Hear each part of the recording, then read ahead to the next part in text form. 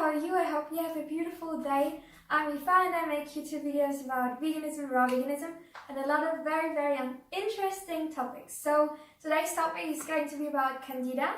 And before I start into the video, I just want to say I'm obviously no doctor or medicine or something like this. So don't trust me blindly, but do your own research. And I don't give any medical advice or something like this. So let's get into the video. First of all, basically our body runs on sugar. So if we don't have sugar in our bloodstream, we basically die.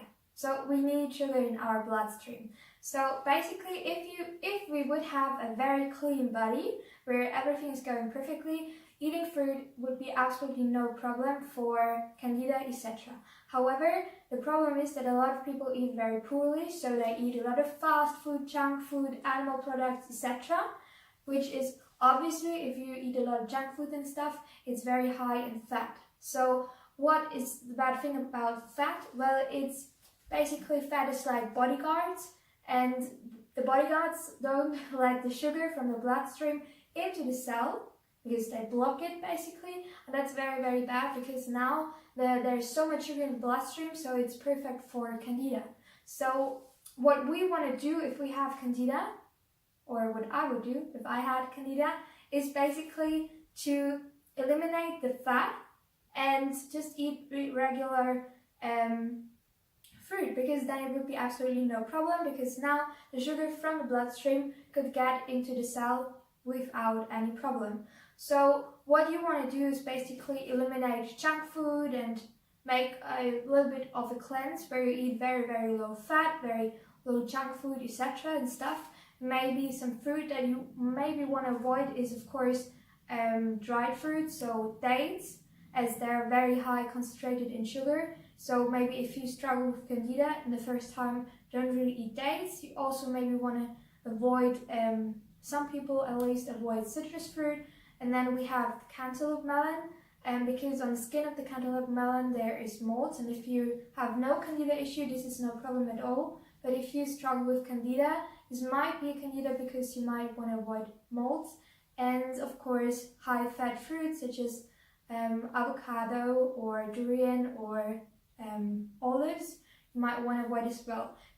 Other things that you might want to avoid in this period is antibiotics, as antibiotics destroy the good gut bacteria, so they basically create an imbalance in your gut. And it's very important to understand that our gut health is super important for overall health. So many diseases start in the gut, and if you have no proper balance in your bacteria because you damaged the bacteria balance, then yeast can grow, and this is very good for Candida problem. The next thing is that you want to avoid is onions and garlic, especially in the beginning, as they are basically functioning like antibiotics, just the natural antibiotics basically. The third thing is the birth control pill, because the birth control pill can also destroy or struggle with your gut health and just kill some bacteria. And then we have the question with enemas and hydrocolon therapy or colonics. And to be honest, according to my research, I found that one enema could be helpful, but it's always only one enema, so it's not regular enemas, because enemas and colon hydrotherapy as well basically kill or flush out also good gut bacteria, so they are creating again an imbalance in your gut. Especially if you do enemas regularly, they can also lead to less effective bowel movements.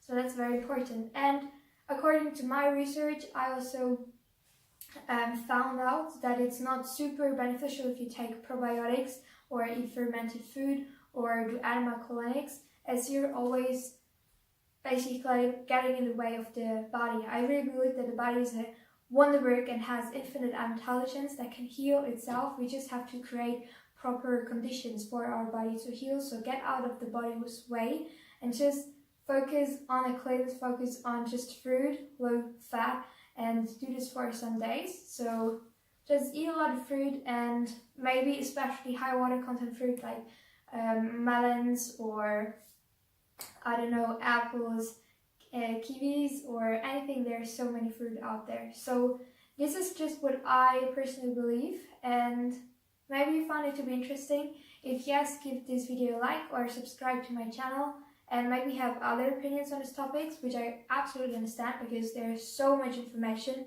out there about Candida. And yeah, I wish you a very nice day. Goodbye, have a nice time.